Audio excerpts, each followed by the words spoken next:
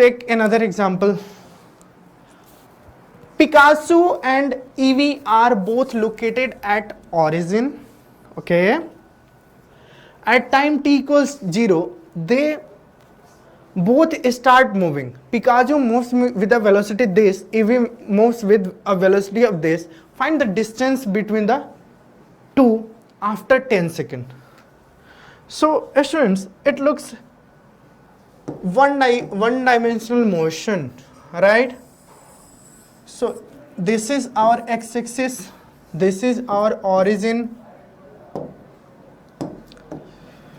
If we are going to think about, if we are going to consider the first one is the at t equals to the start moving, because it moves with a velocity of 20 meter per second. 20 meter per second, showing that Picasso is going to move in positive x direction, right? As students, if you think about if you look at the EV is going to move with minus 10 meter per second. So that means EV is going to move in negative x direction, minus 10 meter per second. We have to find out distance between them after 10 seconds. So if we think about the Picasso, delta x will be delta x, this is the case of constant velocity. So can we write delta x equals v delta t? V delta t. So delta x is the final position, minus initial position. Students, initial position is 0. Both are starting from the origin, right?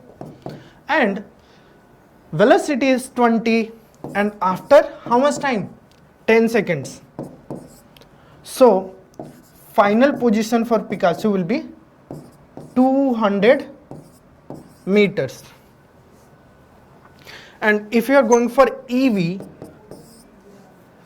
delta x equals v delta t, that means x final minus 0 and into 10. So x final for EV is minus 100 meters, right students? Now we need to mark these positions. So Picasso will be at somewhere 200 meters, and EV will be somewhere here at x equals minus 100 meters.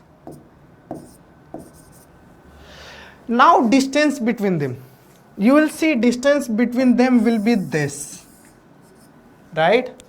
So this distance will be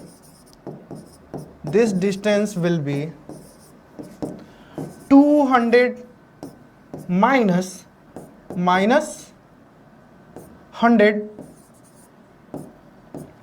So this will be 300 meters. So distance between both will be 300 meters, right? So our answer is 300 meters. I hope you understand this question and concept behind it. Let's go to the next question.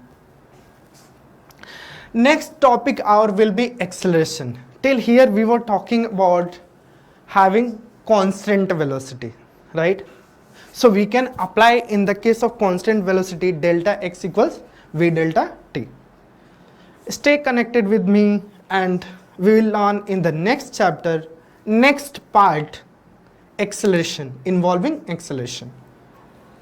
Thank you.